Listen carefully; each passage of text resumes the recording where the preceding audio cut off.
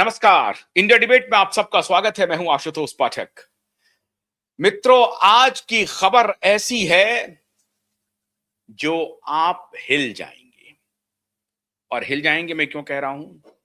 लगातार मैं ब्रेकिंग आपके लिए लेके आ रहा हूं। लगातार एक और ब्रेकिंग है, लेकिन वो कल बताएंगे। आज का ब्रेकिंग पहले ले लीजिए। आज का ब्रेकिंग है कि आप की लड़ाई जो इतने सालों से चली आ रही थी, उस लड़ाई को आपने जीत लिया है। और अब वो जितने लोग क्यूबाई नेटवर्क पर, हालांकि उसकी संख्या इक्का दुक्का होगी, अधिकतर तो आपका साथ अभूतपूर्व रहा है इस अभियान में। बगैर आपके साथ के ये अभियान चल नहीं सकता था। लेकिन इक्के दुक्के लोगों के मन में शंका होती थी कि क्या होगा, ये लड़ाई कैसे अंजाम तक पहुंचेगी। हमने बहुत शुरुआत में कहा था कि वो दिन दूर नहीं है जब प्राकृतिक न्याय होगा। तो एक खबर जो मैं कल ब्रेक करूंगा नीलेश ओझा जी के साथ, उसकी सारी डिटेलिंग ले रहा हूं। सारे सारे तथ्य सबूत के साथ हमारे पास आ रहे हैं।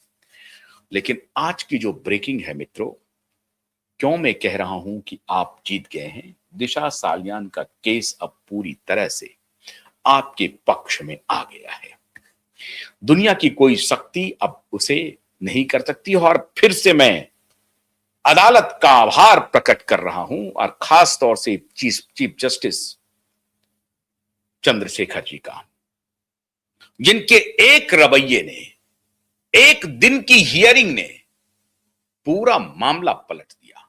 और फिर मैं आभार प्रकट करता हूं चीफ जस्टिस, देश के चीफ जस्टिस सूर्यकांत का, कि उन्होंने एक ऐसा वातावरण बनाया है जो देश की न्यायालय अब गरीबों के प्रति, कॉमन मैन के प्रति, लाचार, असहाय, बेसहारा के प्रति संवेदनशील हो रही है। और आम लोगों के मन में अदालत के प्रति भरोसा जग रहा है। मैं अक्सर यह बोलता रहता था कि साहब, अदालत अगर करप्ट हो जाएगी तो क्या खाएंगे? सोना चांदी खाएंगे क्या? आप टॉप मोस्ट पोस्ट पर हैं, आप जज हो चुके हैं, आप न्यायाधीश हैं, न्याय के पद पर बैठे हैं जहां से आपको न्याय डिलीवर करना है। फिर आप क्यों बिकेंगे? इस पद को पाने के लिए तो लोग लालायित रहते हैं। इसलिए हमारे माननीय जजों ने लाज रख ली कि कॉमन मैन अब पूरा शक्तिशाली खुद को महसूस करेगा। और दिशा सालियान का केस नजीर बनेगा, जहां इतने पावरफुल नेताओं को घुटने टेकने पड़ेंगे।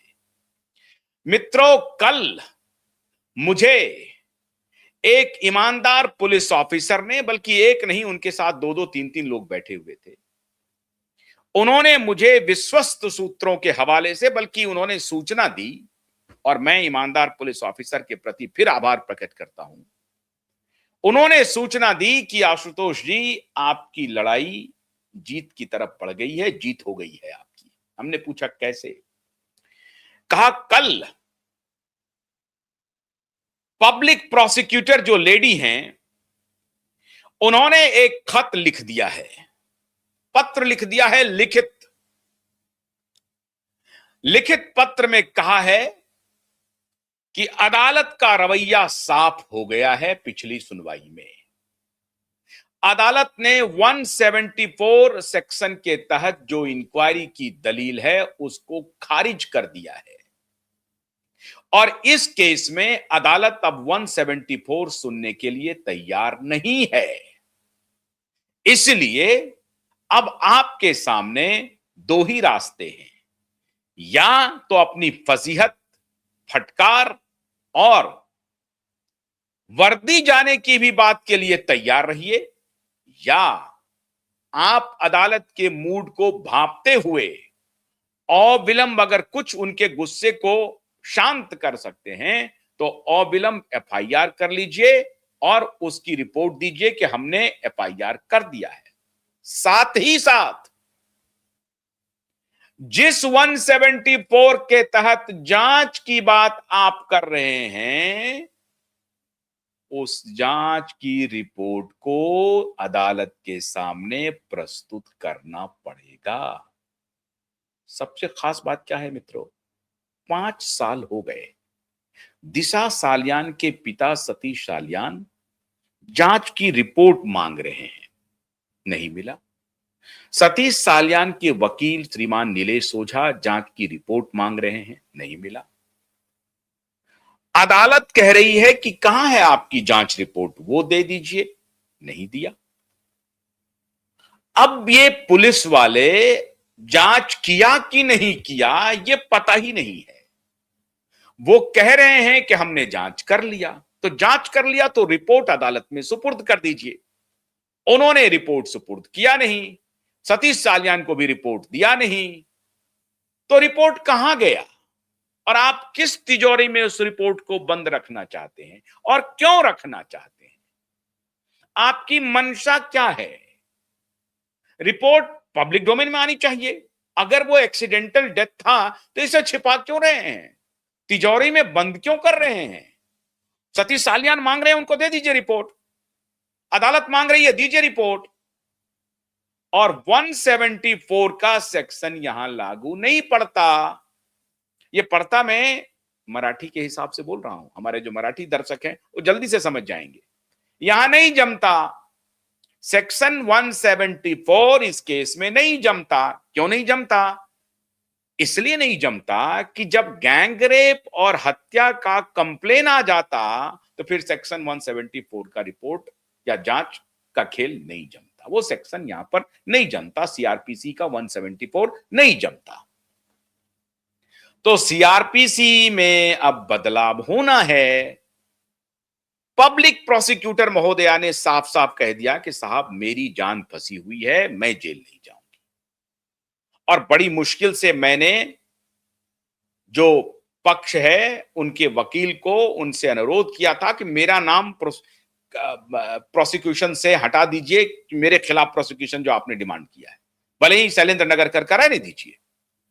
तो अब लेडी प्रोसिक्यूटर ने ईमानदारी का रास्ता चुन लिया, क्योंकि अदालत ने अपना मंसूबा पिछली हियरिंग में बता दिया और कह दिया बड़े पुलिस ऑफिसर, छोटे पुलिस ऑफिसर, नेता, अभिनेता, जिनसे भी आपको संपर्क करना हो संपर्क कर लीजिए और 2 सप्ताह के बाद आप हमें यह बताइए कि एफआईआर क्यों नहीं किया।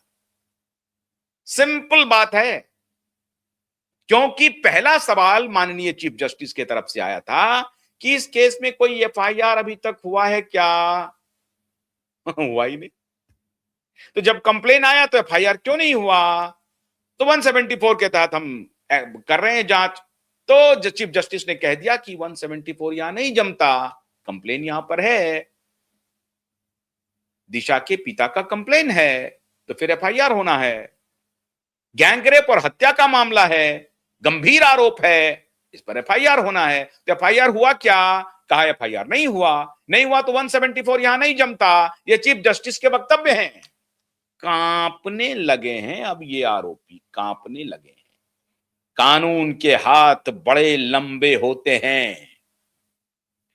जिन लोगों ने खास तौर से क्यूबाइट नेटवर्क को हतोत्साहित करने की कोशिश की, जुर्रत की कि ये तो ऐसे ही कैंपेन चला रहे हैं, अपना टीआरपी बढ़ा रहे हैं, हमें टीआरपी नहीं मिल रही है लेकिन अपना टीआरपी बढ़ा रहे हैं, कैंपेन चला रहे हैं, केस तो खत्म है। बड़े बड़े नामी पत्रकार बैठ करके टेलीविजन चैनल पे, बड़े बड़े सूरमा एडिटर अपनी बीवी को राज्यसभा भेजने वाले, चार्टर प्लेन से जाकर के इंटरव्यू लेने वाले, कोविड के दौरान विनय तिवारी को क्वारंटीन हो गया, पत्रकार को लेकर इंटरव्यू मिल गया।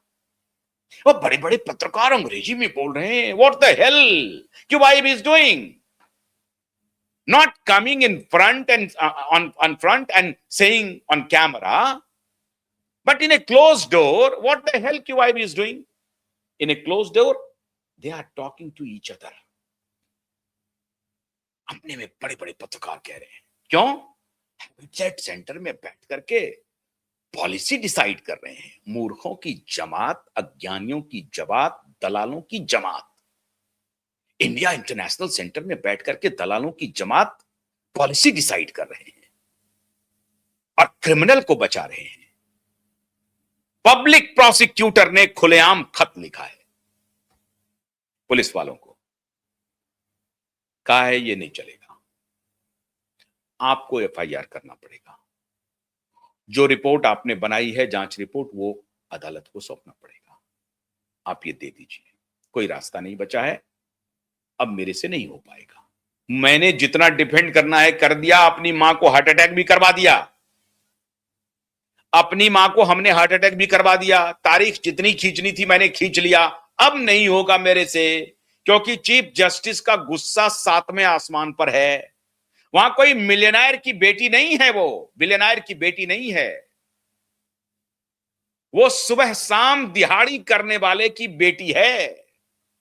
संवेदना कोर्ट की है एक बेटी के प्रति, ये लाखों करोड़ों बेटियों का सवाल है। तो लेडी प्रोसिक्यूटर ने कह दिया कि भैया ये नहीं चल सकता है, तुम्हें अगर अपनी वर्दी उतरवानी है तो उतरवाओ, मुझे नहीं अपनी काली कोट उतरवानी है, मुझे चीफ जस्टिस के सामने अपनी फजीहत नहीं करवानी है। खत लिख दिया, खत चला गया पुलिस वालों के पास। खत जाने के बाद इमरजेंसी मीटिंग हुई और उस इमरजेंसी मीटिंग में क्या क्या बात हुई वो सुनेंगे तो आपके होश बाख्ता हो जाएंगे। निर्लज्ज पतित कुछ पुलिस वाले बेईमान इस स्तर पे गिर सकते हैं कि आप उसकी कल्पना नहीं कर सकते। एक निर्लज्ज पतित पुलिस वाले ने सलाह दी कि कोई बात नहीं है, चीफ जस्टिस की गुस्सा झेल लेंगे, उन्होंने वो कहा है एफआईआर के लिए तो उनको चुनौती दे देंगे सुप्रीम कोर्ट में। देखिए मती कैसी मारी जाती है, मतलब ये तैयार है अपनी वर्दी पूरी तरह से उतरवाने के लिए। वर्दी उतरवाने के लिए इसके मन में, इसकी जिह्वा पर सरस्वती निवास कर रही है, जो इससे इस तरह की वाणी बुलवा रही है, इस तरह की बात बुलवा रही है।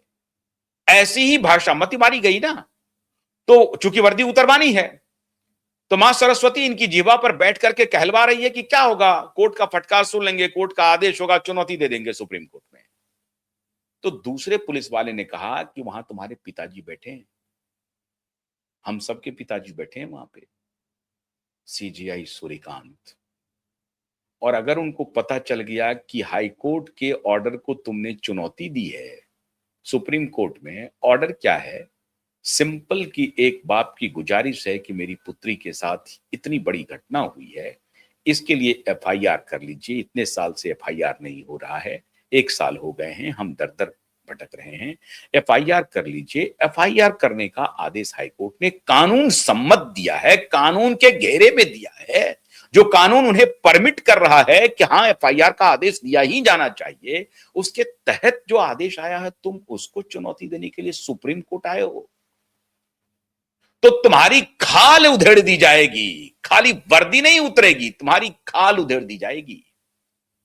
दूसरे पुलिस वाले ने कहा कि खबरदार इस तरह की बात भी मत करो, ये कहना भी मत, ये सोचना भी नहीं, वहां आका बैठे हैं, ये तो सोचना भी पाप है।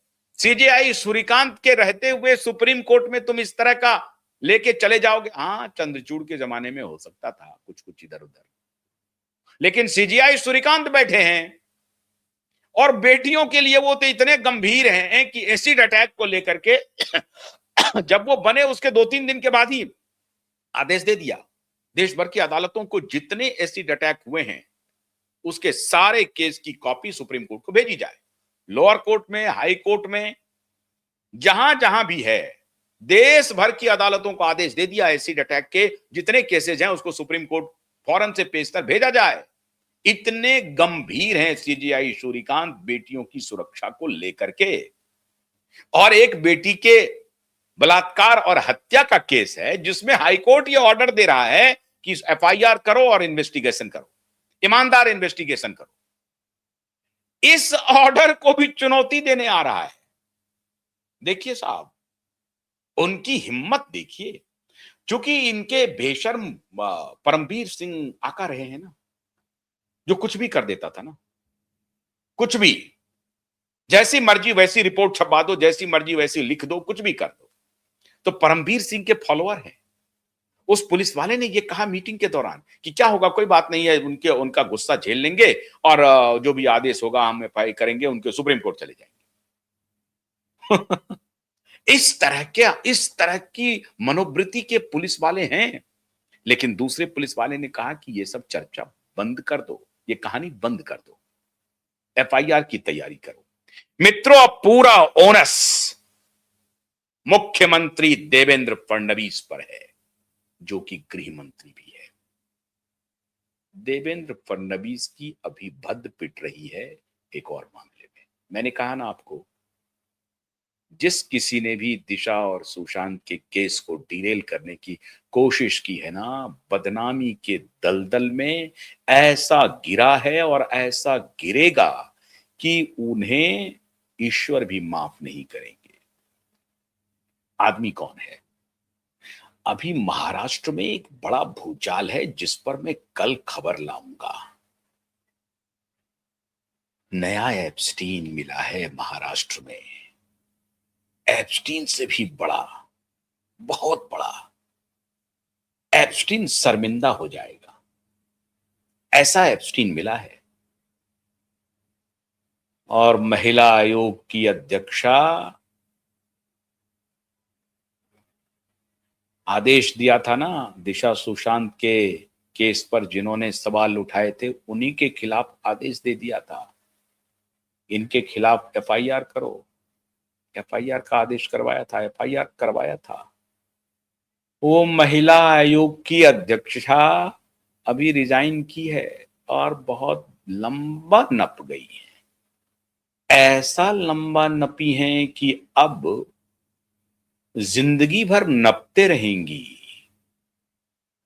भ्रष्टाचार, कुकृत्य करके, महिला आयोग के चेयरपर्सन का पद लेकर के इतना बड़ा कुकृत्य महिलाओं के खिलाफ कर रही थी आप। बेशर्म महिला आयोग की चेयरपर्सन, जवाब देना पड़ेगा अभी अदालतों में। पैर के चप्पल अभी घिसेंगे और हवालात इंतजार कर रही है। सब होगा, सब होगा। इसीलिए श्रीमान देवेंद्र फडणवीस जी, आप गृह मंत्री हैं। आज और अभी अगर आप मेरा कार्यक्रम देख रहे हैं और मुंबई के पुलिस कमिश्नर, मैं पूर्व में चेतावनी दे रहा हूं, पूर्व में, इसके पहले कि आपकी फजीहत अदालत में हो, और महाराष्ट्र के डीजीपी आपको भी कह रहा हूं, इसके हालांकि आपका कोई लेना देना नहीं है, मुंबई का पुलिस कमिश्नर ही काफी है। पूर्व में मैं ये चेतावनी दे रहा हूं कि इसके पहले कि चीफ जस्टिस चंद्रशेखर के कोप का भाजन हो आप, कोप भाजन बने, उसका शिकार बने, उनके गुस्से का शिकार बने, इससे पहले अविलंब एफआईआर करके कोर्ट को जो प्रेस्क्राइब टाइम है, जो शेड्यूल डेट है, उसके पहले कोर्ट में जमा कर दीजिए कि हमने एफआईआर फाइल कर दिया और हम इन्वेस्टिगेशन शुरू कर रहे हैं। जितना जल्दी हो सकता है उतना जल्दी करें, नहीं तो बवंडर आ रहा है आगे, बवंडर। उस बवंडर में जब फंसोगे तो कोई बचाने नहीं आएगा। मैंने कहा ना कि ना मोदी बचाएंगे ना फडणवीस बचाएंगे। और चीफ जस्टिस चंद्रशेखर की भूरी भूरी प्रशंसा कर रहा हूं, तारीफ कर रहा हूं, सैल्यूट कर रहा हूं। लाज रख लिया उन्होंने, लाज रख ली। जो इन्होंने खत लिखना शुरू कर दिया, खत ही लिख दिया भैया कि अब इसके पहले की अदालत में हम जाएंगे, बहस करेंगे, नहीं नहीं हम ये लीजिए, मैंने पत्र लिख दिया, अब आप लोग अपना तय कर लीजिए क्या करना है, वर्दी उतरवानी है या नहीं उतरवानी है। अगर नहीं उतरवानी है तो प्रोसीडिंग्स कीजिए और आगे एफआईआर दर्ज करके जाइए, वहां पर कहिए कि हमसे कुछ गलती हो गई, अब आपका आदेश था, हम 174 में इन्वेस्टिगेशन कर रहे थे, ये मेरी मति मारी गई थी, मेरी गलती थी, ना समझी थी, अब आपका आदेश हुआ है, हमने एफआईआर कर लिया। तो ये जो फॉरेंसिक सीसीटीवी फुटेज भेज रहे हैं, तो मां को हार्ट अटैक हो गया है, तब इन्होंने डिजिटल कुछ प्रूफ दिए हैं, उसका ऑडिट कर रहे हैं, फॉरेंसिक ऑडिट कर रहे हैं, ये सब दलील सबसे काम नहीं चलेगा, सब फार्स हो गया, पूरी दुनिया ने देख लिया। झूठ कैसे नंगा होता है अदालतों में, ये पूरी दुनिया ने देख लिया। और अब आप ये कह सकते हैं कि आपकी लड़ाई जो इतने वर्षों से जारी थी दिशा को न्याय दिलाने की, दिशा को न्याय दिलाने का मतलब है कि सुशांत को न्याय देने की प्रक्रिया शुरू है। तो समझ लीजिए दिशा सुशांत की लड़ाई आप पहला पायदान जीत गए हैं और ये सब आपकी वजह से हुआ है। आप दर्शकों के प्यार की वजह से हुआ है। आप दर्शकों के सहयोग की वजह से हुआ है, जो लगातार हमारे साथ बने रहे हैं। आपको बहुत-बहुत सैल्यूट है। अदालत को सैल्यूट है। नीलेश ओझा जी और उनकी टीम को सैल्यूट है। कल बहुत बड़ी खबर मैं आपके सामने लेके आऊँगा। उसका इंतज़ार कीजिए। मुंबई का नया एक स्टीम कहाँ मिला है, पूरा ज़ख़ीरा आपको बताऊँगा। बहुत-बहुत शुक्रिया। नमस्कार।